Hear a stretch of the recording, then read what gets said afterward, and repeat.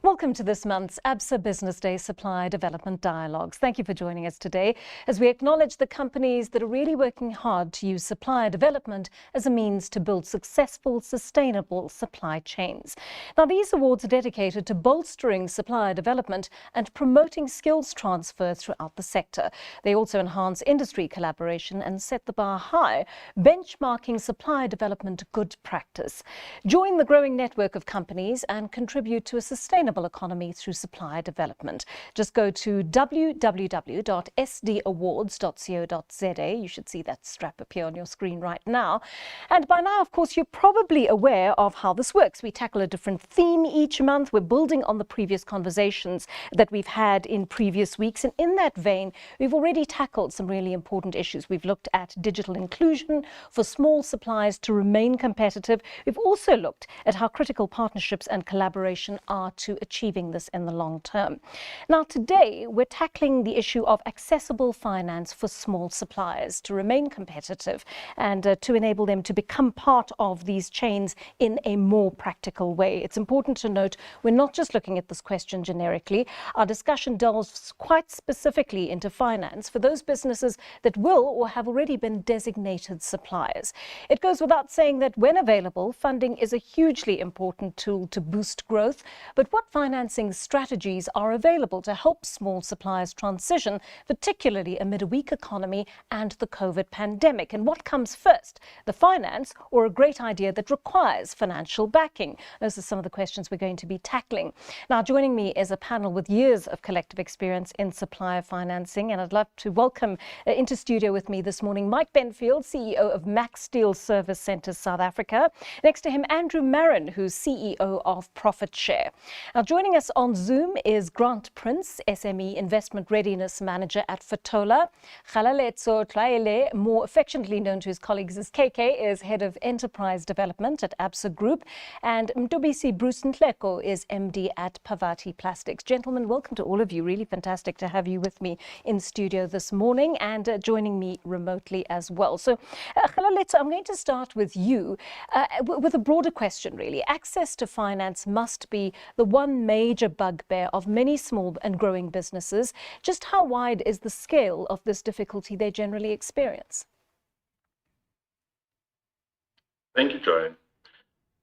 As we all know, small and growing businesses are undercapitalized by their nature and do not have strong balance sheets to access finance in the traditional balance sheet financing framework. They also do not have the functional maturity of bigger businesses and have to perform a whole lot of tasks and are normally quite thinly spread as far as their management, especially financial management, is concerned. So when we assess credit risk, we obviously look at the financial risk. So with weak balance sheets, it does disadvantage them. And then when we look at the business risk element of it, also they would tend to score lower. And of course, they don't have things like a supplier network in order to achieve competitive pricing on inputs and so forth. So the odds are pretty much stacked against them in a number of ways. Yeah, it sounds like a little bit of a chicken and egg situation. I mean, what comes first, the great business idea or the funding? Well, if a business is great enough and it has all the markings of a successful venture, we do find a way of enabling this vision to come true through the various financing methods that we use. Most of them are quite innovative and they are outside of your traditional balance sheet-based lending framework. And what is the difference between commercial finance and financial options in the supply chain, Khalaletso? So with commercial finance, like I indicated, we rely a lot on their financial track record, the strength of their balance sheet.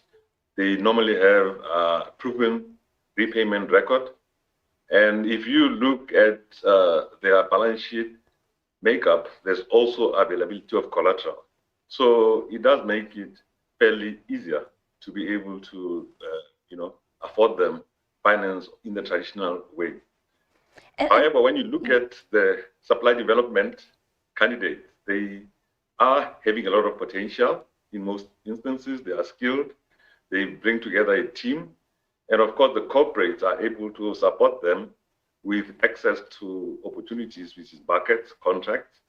And they go further than that in terms of the supplier development programs, where they also assist them financially and with business development support to be able to manage those contracts and actually become sustainable and mature into strong, formidable businesses. Yeah. And that's the role that we play as well. In partnership with our corporate clients, we enable these supply development candidates to actually go through and get funding and get all the resources that they need to be able to perform on those contracts. And tell me, how do these two options change the risk-reward criteria for lenders, Kgaleletso? Yeah. Look, I mean, if you look at the commercial finance, so it's a stable business, solid balance sheet. If there is default, there is obviously collateral to fall back on. So, yeah, they would probably be risked quite well, and they do demand better pricing. And if you look at the type of funding we do for enterprise and supply development candidates, it is actually akin to equity because we do balance sheet. We don't do balance sheet lending. We use the bank's balance sheet, but we do cash flow lending. We do purchase order finance. We do invoice discounting. So you would expect the reward to be commensurate with the risk that we're taking. But as you know, the enterprise development environment provides a lot of concessions by its nature to enable newer businesses to be able to be competitive. So we take a view on a longer term reward framework for our clients. So we don't necessarily have an equity-based type of return, but over the long term, we are able to build meaningful relationships with these clients, and hopefully it's a mutually beneficial relationship. A quick one about the BE scorecard, Kgaleletso. How important a role does it play in all of this?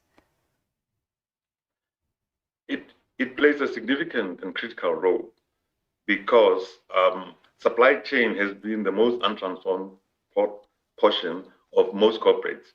And the new iteration that was launched in December 2017 of the Act actually provides for the transformation of suppliers within corporate supply chains. And we partner with corporates. Corporates actually see this as a good opportunity to be able to bring new ideas into the supplier base, innovation, and we are able to partner them. But the BE Act has been critical in creating the opportunity framework for us to participate and onboard new suppliers, and also to be able to provide funding solutions for these suppliers together with our corporate clients. Kgaleletso, thanks very much for your insights there. Andrew, I want to bring you into the conversation at this point. We know that small business is often considered a very high risk by lenders, yet your business provides capital to SMMEs without financials or even security. How exactly does that work? Well, we know with SMEs trying to get off the ground, I mean, lots of SMEs don't have security, they don't have financials. And if somebody doesn't give them the capital to start, how do they build up that track record? How do they get financials? How do they get to a stage where they can build security? So what we've got a very different methodology of doing things. It's a fintech business, so we use financial technology to a large degree to help us assess risk and manage the risk. And so we look at clients and we look at, do you have a good contract or a purchase order with a large corporate, like a McSteel, for example. And so we know that the McSteel will pay at the end of the day if you deliver.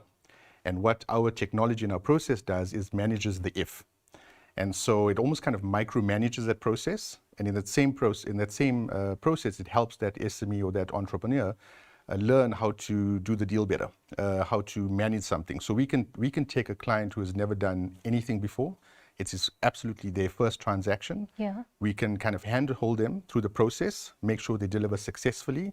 And what happens through that, because they're now doing it, they do it successfully the first time, the corporate then gets comfort with them to say, hey, these guys have delivered correctly, let's give them another order.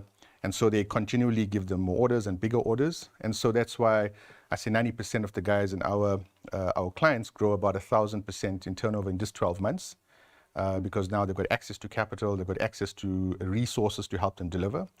And then we're probably a very counterintuitive business. And so what happens, we build our clients to lose them. So after, we like the preschool of finance, and after they get through that kind of process, it's easier for the banks to take them on. Yeah. There must be quite a few small businesses that fulfill the criteria you were talking about, right? Yes. But on the other hand, there are some perhaps that give you a gut feel that, these guys are definitely going to make it if we hold their hands through this process. These guys are definitely not going to make it. So you're not just taking an arbitrary risk on everyone. What is it about the businesses that succeed that says to you in the first place, this is going to be one of those special businesses? So it's a lot about it is to do with the entrepreneur behind it. Yeah. So we look for people with integrity. So a lot of clients will have, good transactions, or some of them, and good transactions normally just go through easily. But the ones that are on the fence, and things go wrong in business, right? So you'll always have, it's not a straight line. Things always happen, and we anticipate them as well, and we expect them to happen. So we prefer dealing with somebody who has integrity, who will not just stand back and say, hey, listen, that's your problem. You put the money in, you can take the loss. We look for those kind of people who will jump in with us and try to manage a bad situation. I'd rather fund somebody who's got good integrity and a iffy deal than somebody who's, who doesn't have integrity and's got a great deal. What kind of supplier won't you bet on? So we stay away from high performance transactions, things like construction, things that we can't control the quality of with our process, because there's too many moving parts. The margins are very low, and it's great to say we can fund somebody to say, listen, we'll give you all the materials to build a wall, and if you get paid for the materials on site, great. But if you have to build a wall, because somebody else could come up and say, listen, the wall's not straight, break it down and rebuild it. You won't have the capital for that. We like transactions where, there's a contract to say you've got to give us XYZ machines, it's got to perform at XYZ capabilities, it's got to be blue in color, and it's got to be 13,000 of them. So we can manage all of that and make sure our client is delivering correctly to their client. What's interesting to me is if you're a small supplier, and if as you're as inexperienced as you suggest in certain situations, as many SMMEs are, there's probably quite a sharp learning curve ahead for those companies and for those entrepreneurs. What are your expectations of them if you're going to go ahead and finance them?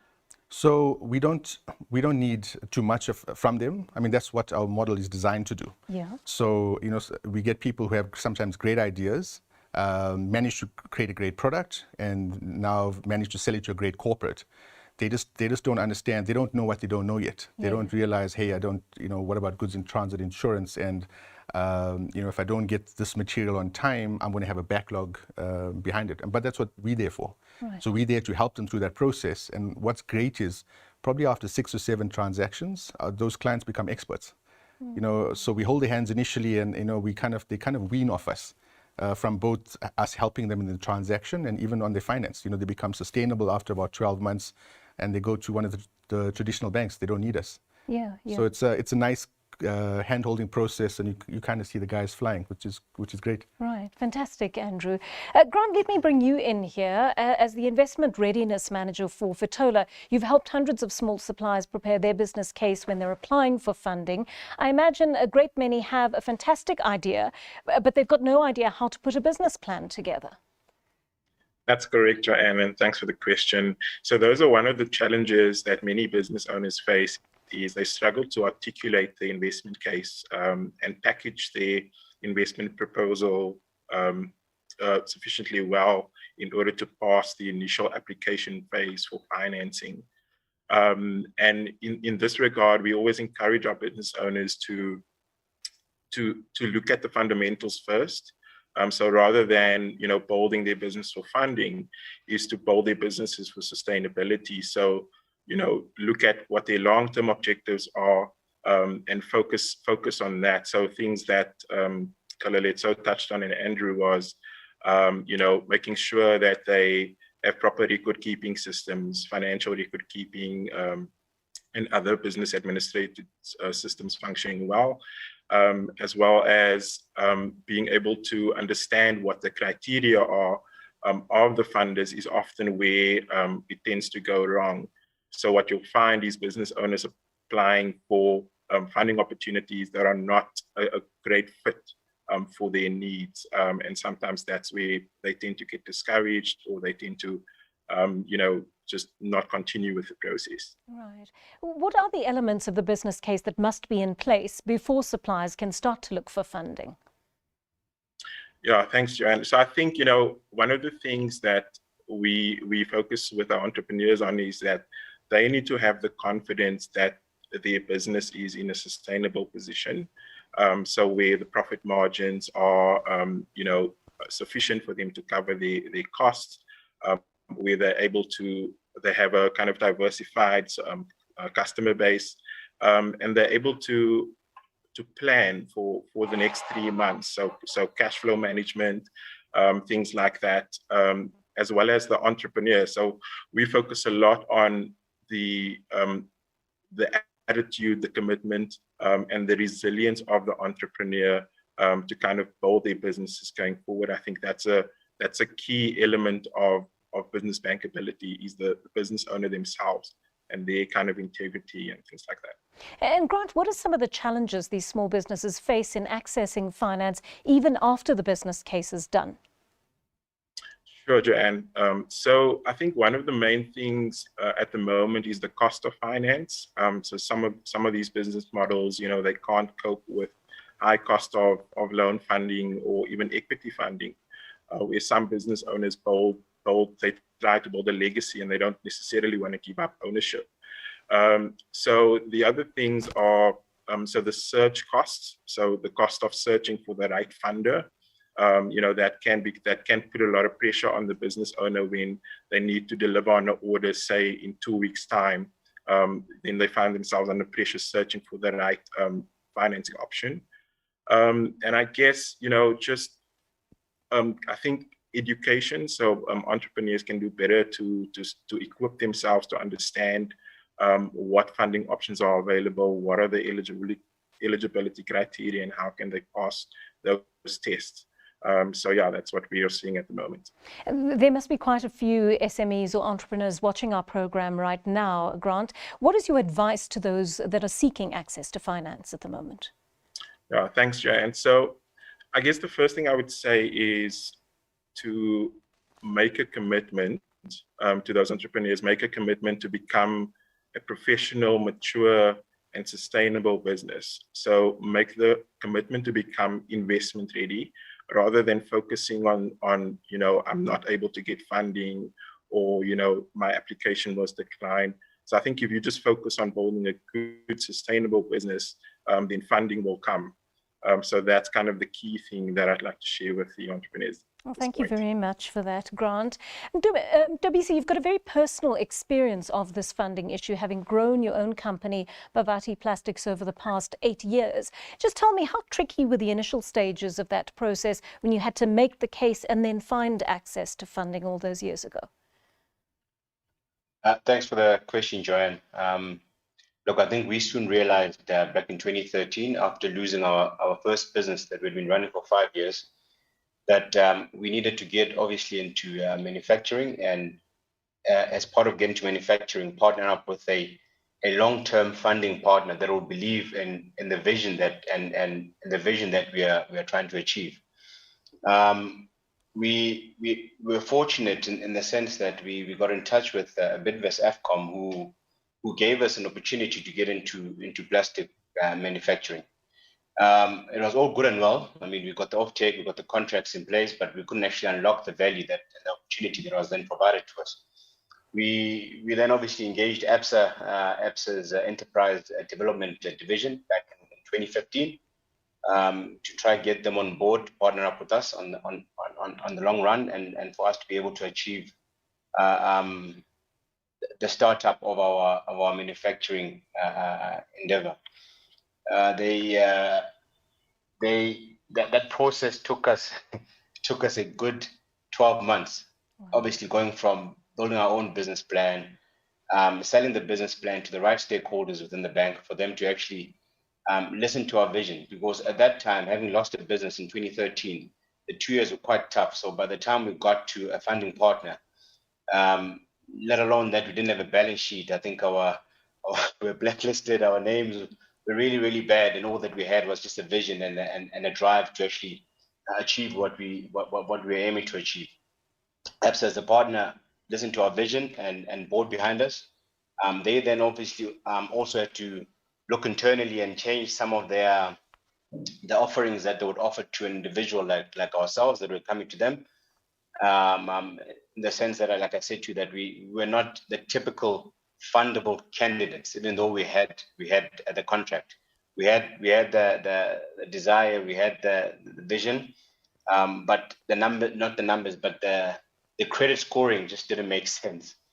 But obviously through their ED program, we then found a workable way. What I liked about Absa is that we could actually engage, we could actually sell our concept, we could actually work with the team to get to a point, a desirable point that could enable us to actually go and present our case now to their credit committee. And then in 2016, we finally got our approval. In the industry that we in, obviously there's high barriers to entry. I think our funding was quite a substantial amount that they actually funded us. We imported equipments from Italy, and those equipments arrived in November 2017. 2 years obviously into our conversations with them, and in between then, while we're still waiting for our equipment to come in, they actually assisted the business with working capital just to keep us running, to enable the shareholders to draw a small drawing from the business, etc. And they also work closely with our off-taker, which was Bidvest Afcom in this case here, to ensure that the model actually works and that it's sustainable. But that part is I mean, the part of getting the project over the line, it really takes a lot of collaboration between the various stakeholders, from your offtake service, from your offtake provider to obviously your funding partners. And in our case, we were fortunate enough to actually have Absa having funded us. Yeah, I think, Ntobisi, what you've shown us there is it's not just the funding itself. A lot more is actually needed from the partner that you hook up with to keep you on that upward trajectory for a time. Now, I understand, Ntobisi, that you are about to enter the second phase of funding to scale up your business exponentially. It must be very exciting for you, but it must also be daunting in some ways. Is it quite a sharp learning curve? Extremely sharp learning curve and extremely daunting as well. I mean, we went from a zero turnover to being an EME to being a generic in less than 3 years, and having aspirations of being one of the top manufacturers within the industry that we're playing in. I mean, our expansion plan right now is looking at import replacement materials. I mean, our funding partners are funding us fivefold from our first initial investment, and that investment was not quite small. So we're talking quite big digits right now, and the amount of employment that we will be able to create with this next wave of expansion.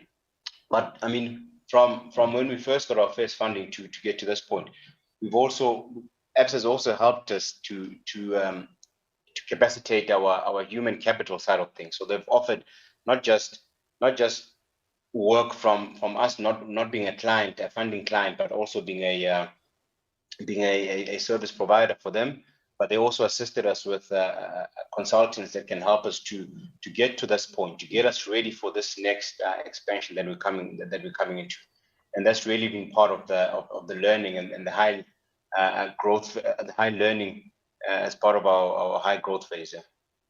Thank you so much for that insight, Ntobisi. Quite a personal one, and of course, wishing you all the best of luck as you expand now. Mike, there's so many interesting things that have come out of this discussion already, and I want to draw attention to one thing that Ntobisi has told us about the difficulties they had in between. They had the vision, they had the expertise, they saw the end goal, but it wasn't an easy path getting there. So before I get into what you do at Max Steel and Usizo more specifically, just talk to me a little bit about that process of the kind of patience and the grooming that's required, and acknowledgement of the environment as well in which these small business suppliers are operating. Certainly, Joanne. Yeah, what you've heard there is a challenge, and it takes 2 years. Yeah. And that has to be funded. People have to draw salaries. They've got to put food on the table. So you have home pressures, and it's challenging. It's pressure, and over and above that, you have the challenges of convincing partners to believe in your dream. And you've got the risks of bringing in the equipment from Italy and importing it and doing all sorts of things. So you have to have partners that believe in that vision and are able and willing to support that journey. And it's about engagement. It's about communication. It's about touch points, understanding that counterpart, that intermediary, your supplier that you're trying to develop, and taking him through that development, that learning curve, mentoring them about financial management, the human capital story. It's about people. People need to build those skills. They need to understand how a business works. Financial management is so key, and we've got to get our beneficiaries to understand financial management. They need to score how good they are and where things are going wrong. When the flags raise, they need to recognize the flag, the red flag. And it's so key that the rigor of running a business is well understood. And from a mentorship support perspective, that's what we want to provide them. And it's not physically doing the books or provide, it's about talking about the disciplines associated with running a business. That creates the credibility that we heard about today. It's about building the business plan and talking to the people that are going to take risk on you with confidence that you're going to do the job as well as you can, and you're willing to learn, and you have some key skills, and the willingness to learn and listen is quite key. Tell me a bit, Mike, about Max Steel's Usizo Enterprise and Supplier Development Program. I know that you've won a number of awards for it already, so you're clearly doing something right. But tell me what you think makes it work. We take it. It's not providing finance. It's providing working capital in the form of supplying steel at favorable prices and extended terms. Right. So, we hear about, it's about fund. If you get the cash in from an external funder, that you're going to have to spend that money on buying input materials. We provide the input materials into our beneficiaries in the program and nurture them through that process. And when it comes time to pay, we say, are you ready to pay? How things are going? And we engage. Yeah. So it's about providing the input materials, which is quite an expensive commodity even today. The prices are sky high, and when prices are going up, there's a pressure point on working capital requirements. In the steel sector, a year ago you needed 1,000 rand. Today you need 2,000 rand per kilogram. It's ridiculous. So you need the suppliers to come to the party too, and we're doing that. So essentially we're creating a customer. We're nurturing new customers, and in turn they will go and improve the market. They'll go and build customers on their side, and in turn build a sustainable business. So we coming at it from a different perspective, and holding the hand of the customer, who in turn become suppliers to other people. Yeah. It's an excellent model, but I believe you're also in the process of reviewing it and refining it all the time. What are the lessons you're learning all the time about dealing with small suppliers? We started out extending credit with the assistance of the DTI through CIFA. They provided credit insurance, and that became a little bit tedious and long-winded. The process was too long. They would apply for credit and it would take too long to approve it. So we've moved to a point where we're actually taking it on the risk on our own balance sheet.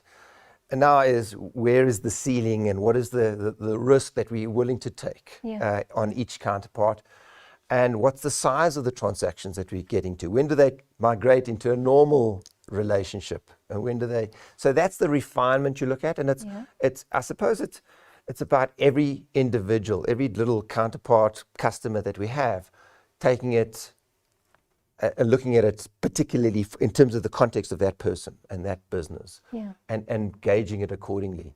So we're very proud of what we've achieved, and we want to grow the number of people that are continually buying from us on this program, clearly that's our market share. We've got, we're promoting our own business, and through that we're promoting a customer base that's going to come back to us very loyal to us because we've supported them through this. Yeah. So there's a commercial benefit to us too. So it's trying to get that balance around the commercials, but always being mindful of the good story here of developing the new manufacturing base in South Africa. Yeah. So refining it, it's about business growth. It's that hockey stick that you want to see developing. And how we see them grow is how we refine it, and the pressures they come back to us with help us refine it. Well, that's an interesting point, because I would think South African and in general African suppliers face very specific types of problems that are perhaps not faced in the rest of the world. So what is the kind of support you're finding they need in comparison to SME suppliers in North America or Asia, for argument's sake? Well, I think the economy in South Africa is creating payment pressures. When you sell your goods, you're hoping that your debtor, your customer, is going to pay you in 30 days' time or 15 days' time. That's the risk. And you don't know what other risks that customer is facing. So that's the uncertainty. And when that risk materializes, they need to engage with us and say, okay, well, they're going to pay. We understand the counterparty. Andrew talks about understanding the customer on the other end, and he takes risk on that customer. We do much the same. So we engage and we understand where those pressure points are, and we walk him through the problem. We extend further credit. We say, don't pay us today, pay us next month. We understand the pressure you're on. Your customer is good for it. He's going through his own pressure. So if he's supplying an SOE. So say, for instance, you were supplying SAA back in the day. They're going to business rescue. That's a pressure point. And imagine if it was your only customer. Oof, it destroys your business just there. So we tell them to diversify their customer base and get to a portfolio approach where your risks are mitigated to some extent, and you're relying on cash sales on the one hand and credit sales on the other. You've got to get that balance right. So they're going through those problems in South Africa where people coming out of COVID, for instance, are struggling to pay you. Extended credit is the name of the game. And we need to be willing to do that. We need to extend credit. And I think the banking community also needs to take account of that, and build an awareness around it. They are aware, but to what extent are they willing to take more risk? And I think that's the key here. We are prepared to take a little bit more risk because it works, it counts. And, if the business goes under, for instance, if the calamity hits, we can go back and get the stock back if it hasn't sold it. Okay, or we look at who his customers are and we take security from the customer, and we would help our customer go and collect his debts. Right. Because we have that infrastructure. We're very good at collecting debts, The heavies come. I'm joking. But it's that type of approach. We'll assist in debt collection too. But we have to understand the environment in which they're working. And that determines the course of action.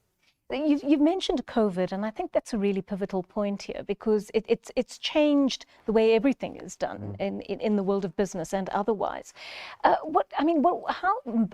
far have the parameters moved in terms of lending, in terms of the kind of patience that is required with SME suppliers during a period like this, which is really unprecedented in our history, in our lifetimes anyway?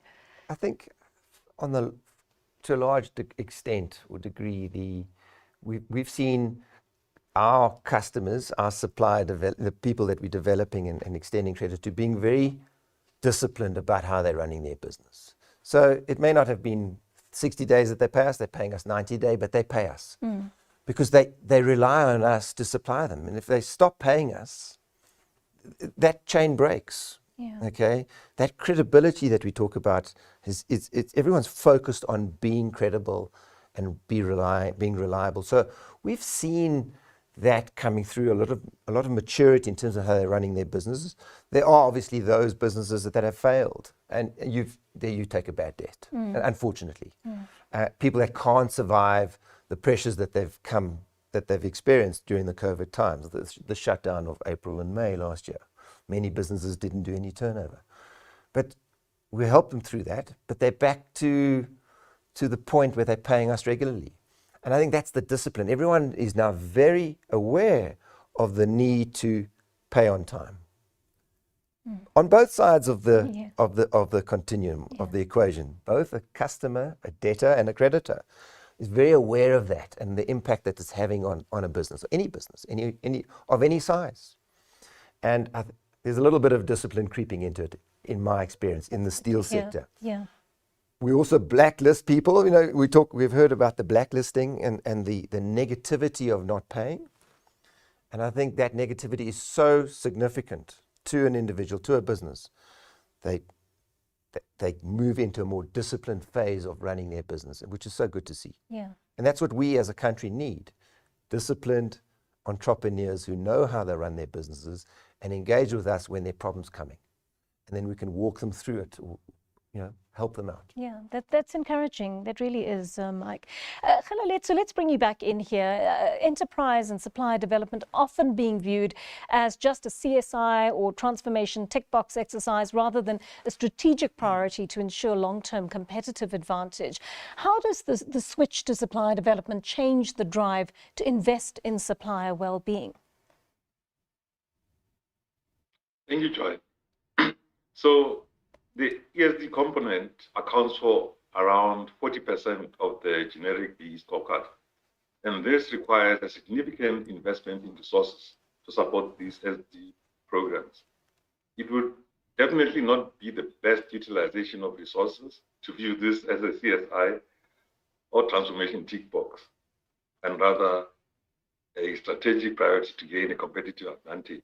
I mean, I think Bruce's story is an apt one in this instance where, we're able to realize his vision, but the corporate also saw the potential in the kind of product that they'd be able to produce. And together we're able to solution and ensure that there is adequate support, both non-financial and financial.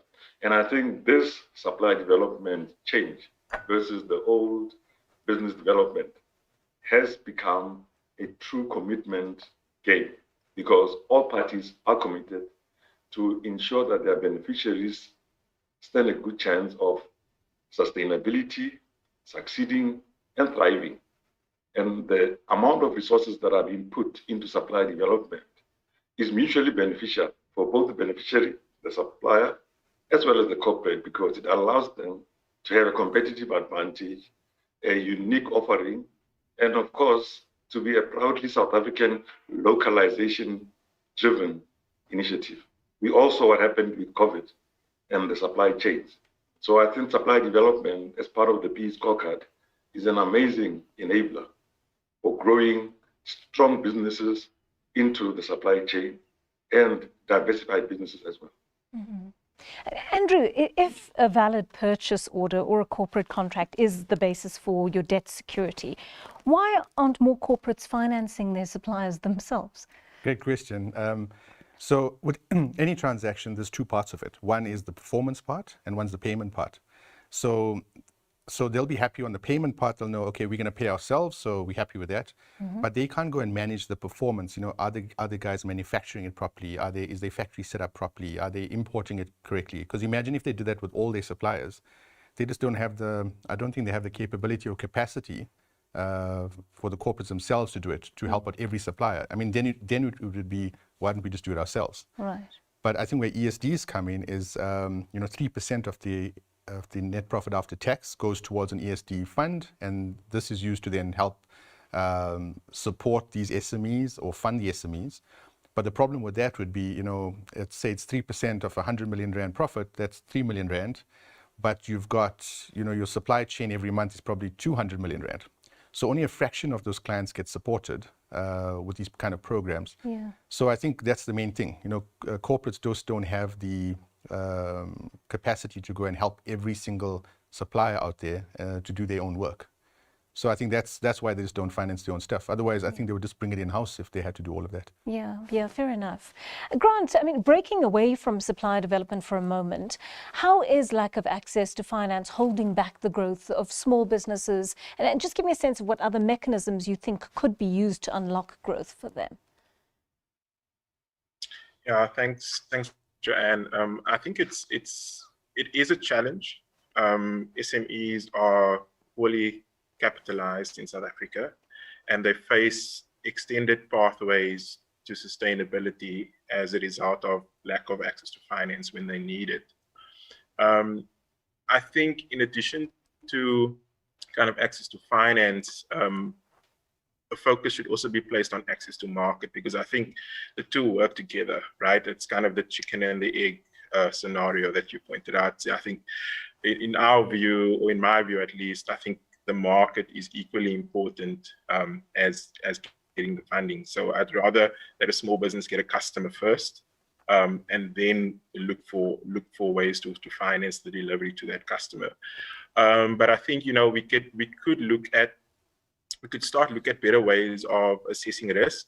And because there's this lack of information or this lack of data in the early stage SME environment, I think if we started looking at, you know, scoring risk more on the capabilities or the capacity of the business owner to deliver, or their commitment or the integrity of the entrepreneur and their investability, if we started scoring risk along those lines, and less on balance sheets and, you know, financial track record, because a lot of these guys, they've been trading. It's just that they haven't been keeping book, or they haven't been keeping the slip in the shoebox. So different ways of pricing risk, looking at alternative ways to, and I guess start blending the source capital. So potentially bringing in, you know, blending grant capital with different kinds of loan funding, to change the kind of composition of the source capital for which we use to fund these businesses, because then we can provide more risk tolerant capital that's more patient, and that will allow these businesses to grow in a healthy and balanced manner, so that they can pay back, you know, in 3-4 years time, and that they actually are in a better position, and more credible for the funding that's available. So, you know, I'm starting to believe more and more that in South Africa, it takes a village, and the kind of life cycle support that APS is providing to BC, for example, where they're funding him multiple times. That's the kind of village approach that we need to start looking at, and that's how we're going to build and expand the prospects of this economy. Ndubisi, on that note, I mean, there are many entrepreneurs who are probably wishing they were in your shoes right now, not really taking note of some of the difficulties that you've experienced along the way. But what advice would you give to those other SMEs wanting to grow their business but struggling to access the financial levers from the organizations that they supply? Thanks for the question, Joanne. I think one of the best things that we did was to get all stakeholders around the table. So as an entrepreneur, you require financing because you've got a corporate or a client that's believing in your capabilities, or believing that you'll be able to deliver for them. And that's why they're giving you that opportunity.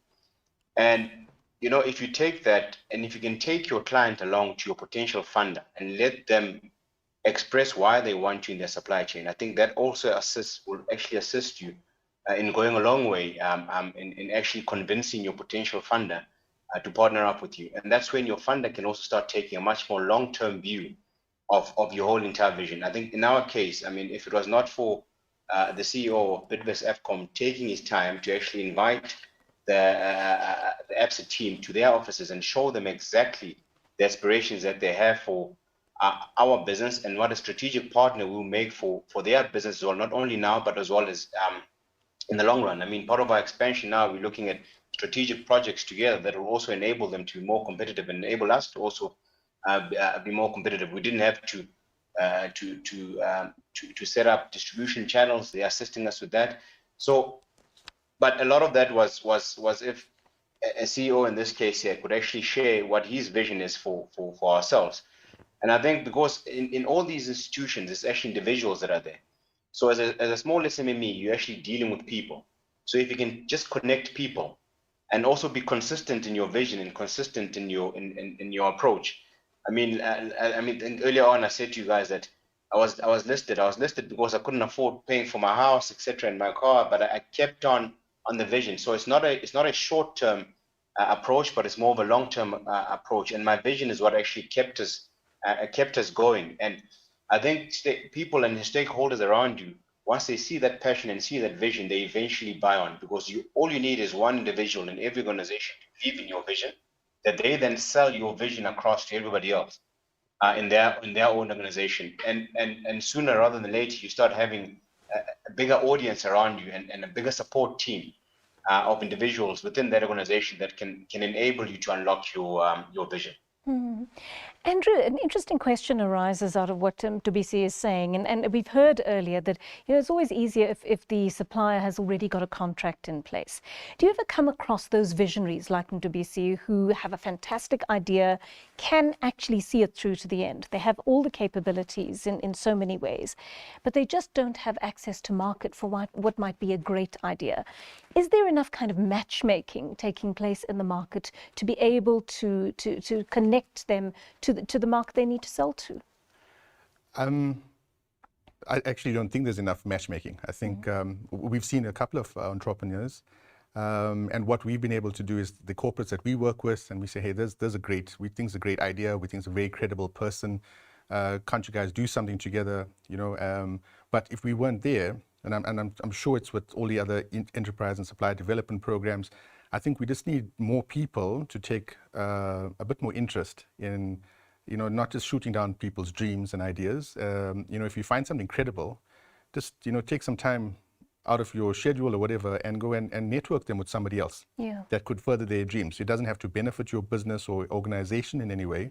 I think we just have more people doing that. There's lots of great people, lots of great ideas. South Africa's got some really talented people who just don't have the networks to get to the right places.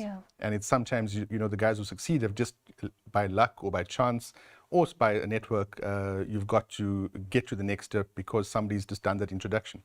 So, if we could all look at ourselves and say, how do I just match this person up? I think, we'll get much further in our economy. Yeah, I'm asking that question because I've heard that the big corporates, for example, do put out a call every now and then and say, look, I've got a contract for someone to bake chocolate cakes and I need 5,000 chocolate cakes a day. And you'll get a small supplier who'll come along and not know how to scale their business, but will be interested in doing that. Is that adequate? Is that an adequate way of bringing more of the smaller suppliers into the market? So when a corporate puts it out, there's going to be hundreds of people applying for it. Yeah. Because, I can make a chocolate cake at home. It's now up to the corporate to say, out of these 100 people, who do I support? And so, you probably need one or two of them, but what happens to the other 98? So I think we need to start looking at other ways, that we can bring people into the economy. Some things that are higher entry levels, import replacement. Pavati Plastics, we're talking about it now.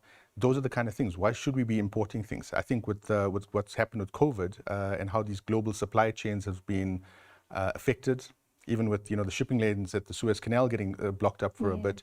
There's so many things that we can manufacture and do locally, and if we just get and it's just it needs to be the willingness of some corporates or some companies to say, hey, listen, I don't mind, I'll buy it locally. It may be in the short term, it may be slightly more expensive for me, but I've got peace of mind and I've got security of supply over the longer term. So I think if we change our habits a bit, we may have to take some financial pain here and there.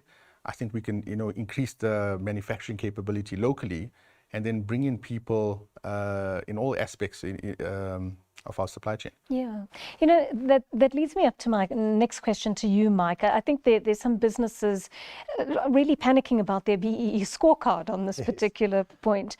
But Andrew's making an important point about bringing people in, making the whole process more inclusive. So if there were no BEE scorecard, would you still be deploying the same strategy at Usizo?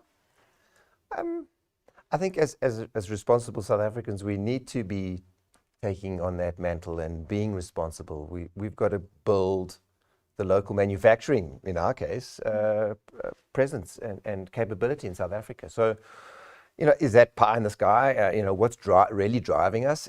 I think that the scorecard created that that initiative and the urgency around it, sure, but it's taken on larger proportions. We as corporates need to stand up and do the right things, buy local, support the local entrepreneur, and do this sort of thing. Import replacement is absolutely vital. So the scorecard, yes, is something we target, and we need to achieve that and maximize that. Yeah. But it's more than that, I think, from a South African perspective. We have to grow the supplier base more and more, and use that growth to replace the imports. Because there are businesses in South Africa that have a market. You don't want to be eating at their cake too. You want to make the market bigger. So you've got to create a sense of broadening the manufacturing capability in South Africa to replace the imports. I think that's the secret. And if we can take that on board, we'll get this going. It's a domino effect. A wave has to develop. A tsunami has to develop. It has to get out there. Throw the little pebble in the pond and let's touch more people. Yeah. And through word of mouth and connection and communication, we can get this going. Should be able to. Well, Khalaletso, I mean, I totally agree with you, Mike. I think it's totally doable. But Khalaletso, in practice, it occurs to me that, you know, and that is a wonderful and it's a noble and it's a necessary idea in our society today. But sometimes it's just easier to leave the old contracts in place, to keep importing from the same people we've imported for 100 years. You know, why go through the trouble of engaging these small businesses, teaching them how to do business, financing them? These sorts of things take time. They may affect cash flow and all those sorts of things in the long term. So what is the ideological commitment got to be when you're faced with that easy option of just importing from overseas, or actually training the entrepreneurs that are potentially going to become your suppliers in the future? Yeah, I mean, complacency has got a lot of disadvantages. If you do not give yourself a chance to explore other opportunities out there from a supply chain point of view, then you will not necessarily remain competitive. The idea of supply development in the scorecard is to give access to new entrants. And I think in most instances, corporates will be pleasantly surprised in terms of the caliber of the new entrants into the supply chain. And this doesn't only relate to maybe innovation, but it also relates to the ability to do that at the competitive cost, which further enhances the corporate entities' competitiveness going forward. So I really think that the supply development element of the scorecard, if done or executed properly, it creates quite a diversity in terms of your supply chain. And I think if you look at what happened with COVID, and of course with the Suez Canal blockage, it's important to have homegrown suppliers. And also in terms of the raw materials that we have an abundance of, we should be encouraging more beneficiation so that we can really start to move up the industrialization curve. Yeah. Grant, tell me what you think is the most important tool in terms of supplier development. Is it market access? Is it business skills development? Or is it access to finance, in your view? Grant, I hope you were able to hear my question. Oh, thanks, Joanne. Sorry. No problem. So I would think it's all three. I think definitely focusing on building skills at the SME level is critical because it just increases the confidence, it increases the capacity to deliver consistently. And then my second one would be access to market, definitely. So focusing on what's on the customer and kind of growing the SMEs kind of customer portfolio and diversification of that. And then I would almost think that funding kind of would go alongside access to market. So skills, equipping themselves, education, the non-financial support is important from a business development point of view. And then definitely access to market and access to skill is almost at the top of the pyramid. Thank you very much for that, Grant. A last general question. I just want to leave my guests, wrap up with a couple of thoughts from my guests in studio here. There's so many things that have to go into the toolkit, Andrew, if you think about it. We're just talking to Grant about these aspects of market access, the business supplier development skills, the access to the finance. Are we, as South Africans, getting a hold on what needs to be done by SMMEs to get them into the supply chain as quickly and easily as possible and start growing the economy, that we keep looking to them to grow for us so quickly? I think we're getting some of it right, but if, let's look on the other side. If you look at SMEs, well, why aren't we getting access to the supply chain and so forth? And if you look at the corporate point of view, if that's the supply chain we're looking at, it's why don't corporates take on more SMEs? The biggest risk is, they're a nice SME, they're telling us all the right things, but can they actually deliver? Because if they don't deliver and they don't deliver on time, I've got operational issues in my business. A simple example, like a mining company, they're setting up a new mine and the community members are upset about why aren't we getting, we're getting the menial stuff, cutting the grass, putting up the fence, why aren't we getting the big contracts, to manage certain things internally? And I mean, I've had a chat to some of the mines previously where the guys will tell us, well, Andrew, if I give a community member a contract to deliver this yellow metal equipment and it's 2 million rand, and they deliver it late or they don't deliver at all, I'm going to lose 20 million rand a day in lost production. Yeah. So, and what we're able to do is actually guarantee that corporate and say, listen, if you're able to give that person the contract, people like us, and I'm sure there's lots of other great organizations like the ESD programs, Fatola, and all of those kind of things will stand behind those guys to make sure that they deliver on time. And so you need to get people involved into, more intrinsic or more higher value type of development. And I think once we take out our blinkers and say, listen, I can't trust the SME because I don't know if they're going to deliver because it's going to have a big impact on me, then you automatically just brushing everybody aside, and you're always just dealing with the large corporates that you've always dealt with before, because you don't want to take that risk. So I think it's just a bit of a mindset change to say, hey, there are players in the market that can help us assist on it. Let's break up this dominance of always buying from these large corporates and breaking up into buying more from smaller guys. Yes, it's going to be a risk. And I think the ESD and the supplier development initiatives have helped people, focus on that. But I think we can do so much more. I think it's just a mindset change of saying, not every SME is going to fail.